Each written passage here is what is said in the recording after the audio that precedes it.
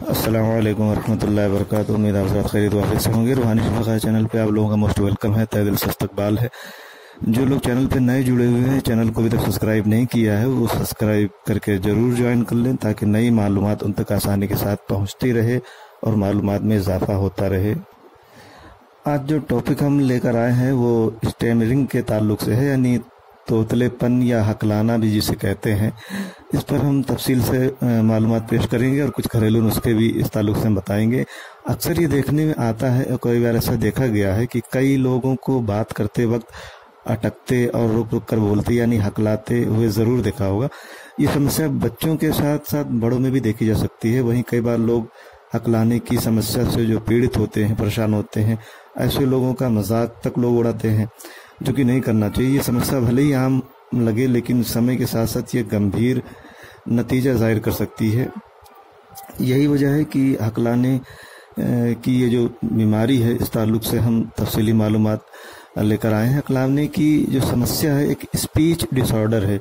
इसमें व्यक्ति अटक अटक कर और रुक रुक कर बोलता है। इसके अलावा व्यक्ति एक शब्द को बार बार दोहराता भी है, साथ ही आवाज़ भी यहाँ खिंचती है और इसका भी दोहराव होता है। वहीं हकलाने के साथ व्यक्ति अपना सिर भी हिलाता है और होठों का भी कंपन हो सकता है। हकलाने की समस्या से पीड़ित व्यक्ति निराशा यानी नाउम्मीदी का भी सामना कर सकता है, क्योंकि जो वो बोलना चाहता है वो बोलने में उसे दिक्कत होती है।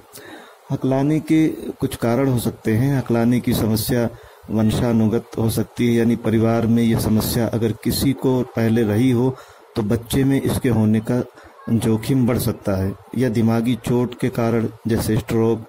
कुछ मामलों में भावनात्मक आघात के कारण भी व्यक्ति हकला सकता है। 2 से 5 सालों के लड़कों में इसका जोखिम ज़्यादा हो सकता है। लड़कियों की तुलना में हकलाना लड़कों में ज़्यादा बना रहता है।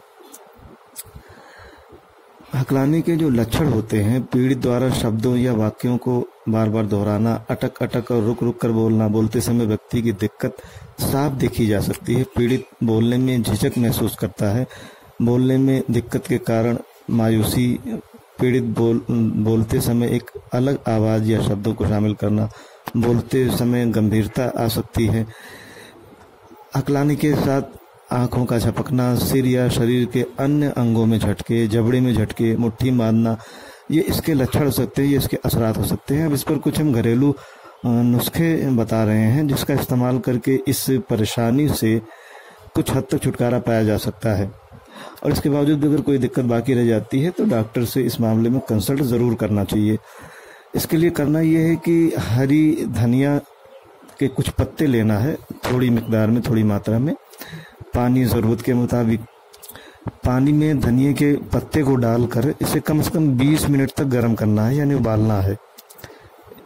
इस पानी से रोज़ाना 2-3 बार गरारा करना है। हकलाहट की समस्या को कम करने के लिए धनिए के पत्ते के फ़ायदे हैं। दरअसल धनिया में न्यूरोप्रोटेक्टिव यानी नर्वस सिस्टम का बचाव करने वाला असर पाया जाता है। वहीं हकलाने की समस्या नर्वस सिस्टम से भी जुड़ी हो सकती है, जिसे न्यूरोजेनिक शटरिंग के नाम से जाना जाता है। इसमें किसी मस्तिष्क संबंधी चोट के कारण मस्तिष्क बोलने से जुड़े ब्रेन के अन्य हिस्सों के साथ ठीक से तालमेल नहीं बैठा पाता। तो इस मामले में धनिए के पानी से गरारा करने से फ़ायदा हो सकता है और इससे फ़ायदा उठाना चाहिए।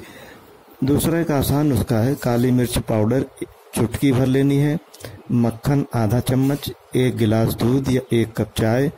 मक्खन में काली मिर्च का पाउडर मिलाना है। इस मिक्सचर को रोज़ाना 2 बार इस्तेमाल में लाना है। रोज़ाना रात को सोने से पहले 1 गिलास दूध में चुटकी भर काली मिर्च मिलाकर पीना भी है। इसके अलावा चाय अगर पीते हैं तो चाय में भी काली मिर्च का इस्तेमाल किया जा सकता है। काली मिर्च का इस्तेमाल भी हकलाहट की समस्या में फ़ायदेमंद है। दरअसल काली मिर्च में मौजूद मुख्य घटक पिपेरिन में दिमागी कार्य प्रणाली में सुधार करने की क्षमता पाई जाती है। जैसा कि अभी हमने बताया कि बोलने से जुड़ी दिमागी कार्य प्रणाली के बाधित होने से भी हकलाने की समस्या हो सकती है। ऐसे में माना जा सकता है कि काली मिर्च मस्तिष्क की कार्य प्रणाली में सुधार करके हकलाने की समस्या को कम करने का काम करती है। तो काली मिर्च का इस्तेमाल भी फ़ायदेमंद हो सकता है, इसका इस्तेमाल ज़रूर करना चाहिए। एक और आसान नुस्खा है, एक आंवला 1 गिलास पानी। आंवला का इस्तेमाल सीधे तौर पे भी कर सकते हैं खाकर, या 1 गिलास पानी में आंवला छोटा छोटा काट कर डालकर उबाल लें, फिर इसे छान कर इस पानी का इस्तेमाल करें। इसे रोज़ाना इस्तेमाल में लाया जा सकता है। आंवला का इस्तेमाल भी हकलाने की समस्या में फ़ायदेमंद हो सकता है, क्योंकि इसमें न्यूरोप्रोटेक्टिव प्रभाव पाए जाते हैं। साथ ही इसका इस्तेमाल दिमाग की सेहत के लिए फ़ायदेमंद है। आंवला दिमागी कार्यप्रणाली में सुधार कर सकता है और नर्वस सिस्टम को सही से काम करने में मदद कर सकता है। इन गुणों के कारण इसे न्यूरोजेनिक शटरिंग में फ़ायदेमंद माना गया है। इसके अलावा गाय का घी भी तुतलाने या हकलाने की समस्या में फ़ायदेमंद हो सकता है। गाय का घी आधा चम्मच लेना है। 1 चम्मच आंवला का जूस, गाय के घी को 1 चम्मच आंवला जूस के साथ खा जाना है। ये तरीका रोज़ाना खाने से पहले इस्तेमाल में लाया जा सकता है। गाय के घी का इस्तेमाल भी हकलाहट की समस्या से निजात पाने में असरदार हो सकता है। दरअसल हकलाने की समस्या बच्चों के विकास संबंधी भी हो सकती है। ऐसे में घी का इस्तेमाल दिमागी विकास में मददगार हो सकता है। गाय के घी में ओमेगा 3 फैटी एसिड पाया जाता है, जो मस्तिष्क यानी दिमाग के विकास में मददगार हो सकता है। जिन लोगों को तुतलाने की समस्या होती है या हकलाहट बात करने में होती है, ऐसे लोगों को खाने पीने में भी कुछ एहतियात की ज़रूरत होती है। जैसे ओमेगा 3 फैटी एसिड युक्त आहार जैसे मछली, अलसी के बीज, कीवी फल, अखरोट वगैरह का इस्तेमाल करना चाहिए। हल्दी का इस्तेमाल भी खाने में कर सकते हैं और करना चाहिए। फ्लेवोनाइड युक्त आहार जैसे डार्क चॉकलेट और स्ट्रेस फल वगैरह का इस्तेमाल करना चाहिए। डॉक्टर के परामर्श पर यानी डॉक्टर से कंसल्ट करके उनकी राय पर विटामिन बी सप्लीमेंट भी ले सकते हैं। विटामिन डी युक्त खाद्य पदार्थों का और आहार का इस्तेमाल करना चाहिए, जैसे मछली, दूध और मशरूम वगैरह। विटामिन ई युक्त खाद्य पदार्थ जैसे नट्स या पालक वगैरह। विटामिन सी जिसमें होते हैं जैसे स्ट्रेस फल। आयरन से समृद्ध खाद्य पदार्थ जैसे पालक और दाल वगैरह का भी इस्तेमाल करना चाहिए। जंक फूड का इस्तेमाल नहीं करना चाहिए। जो लोग एल्कोहलिक हैं उनको एल्कोहल से दूर रहना चाहिए। किसी तरह का धूम्रपान, नशा नहीं करना चाहिए।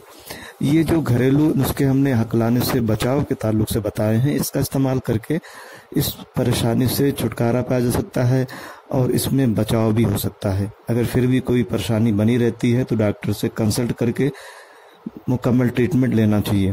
तो आज की जो मालूमात हमने पेश की है, यकीन करते हैं आप लोग पसंद ज़रूर आएगी।